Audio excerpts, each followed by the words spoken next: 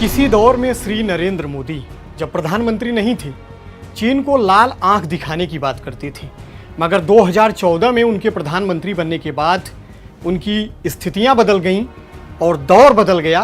चीन को लाल आंख दिखाने की बजाय लाल शर्ट दिखाने लगे। ऐसा करके नरेंद्र मोदी जी न केवल भारत की वैश्विक छवि को नुकसान पहुंचाते हैं, बल्कि उन वीर शहीदों का भी अपमान करते हैं जो भारत माता की रक्षा करते हुए शहीद हो गए थे। चीन हमारी सीमा में घुस आता है, भारत भूमि पर नए गांव बसा लेता है, हमारे जवानों को पेट्रोलिंग करने से धमकाता है। इसके बाद भी प्रधानमंत्री देश को यह कहकर गुमराह करते हैं कि न हमारी सीमा में कोई आया है, न ही हमारी कोई पोस्ट किसी के कब्जे में है। चीन दिनों दिन मनबड़ होता जा रहा है।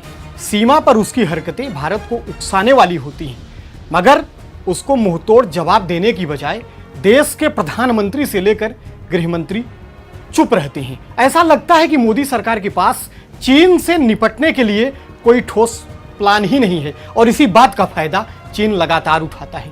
बीते दिनों अरुणाचल प्रदेश में चीन ने अपने 2 गांव बसा लिए, लेकिन गृहमंत्री देश को यह झूठ बोलकर गुमराह करते रहे कि भारत की सुई के नोक भर की जमीन भी कोई दूसरा नहीं ले सकता है। चीन जिन क्षेत्रों में हमारे सेना के जवानों को पेट्रोलिंग करने से मना करता है, उन क्षेत्रों में हमारे जवान पेट्रोलिंग कब कर पाएंगे, इसका कुछ अता पता नहीं है। जबकि चीन बहुत पहले से ही हमारी सीमा के काफ़ी भीतर तक घुसपैठ कर चुका है। उसके बावजूद वो भारत भूमि के भीतर कई क्षेत्रों में बफर जोन बनाने की जिद पर अड़ा है। लेकिन सरकार इस पर चीन को मुंहतोड़ जवाब देने की बजाय एक रहस्यमयी चुप्पी साधी हुई है। इस चुप्पी के पीछे का क्या कारण है, इसको प्रधानमंत्री नरेंद्र मोदी या गृह मंत्री अमित शाह ही बता सकते हैं। अब ताजा मामला उत्तराखंड का है। उत्तराखंड में नीति दर्रा के समीप चीन सड़क निर्माण कर रहा है और अपने कई सैन्य ढांचों का निर्माण कर रहा है। यह भारत की सुरक्षा के लिए एक खतरे की घंटी है, लेकिन फिर भी प्रधानमंत्री नरेंद्र मोदी, रक्षा मंत्री और गृह मंत्री सभी चुप हैं। चीनी सीमा पर जब हमारे जवान शहीद होते हैं तो देश के नागरिकों को एक उम्मीद बनती है कि प्रधानमंत्री नरेंद्र मोदी कोई कड़ी कार्रवाई करेंगे।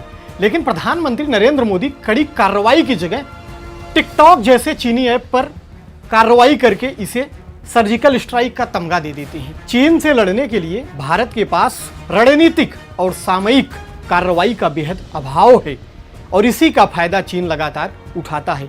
वैसे भी झूठ और प्रोपेगेंडा के दम पर सरकार बनाने वाली, प्रधानमंत्री के कुर्सी तक पहुंचने वाले नरेंद्र मोदी को देश की संप्रभुता, देश की अस्मिता और लोगों की, हिंदुस्तानियों की भावनाओं से क्या ही फर्क पड़ने वाला है।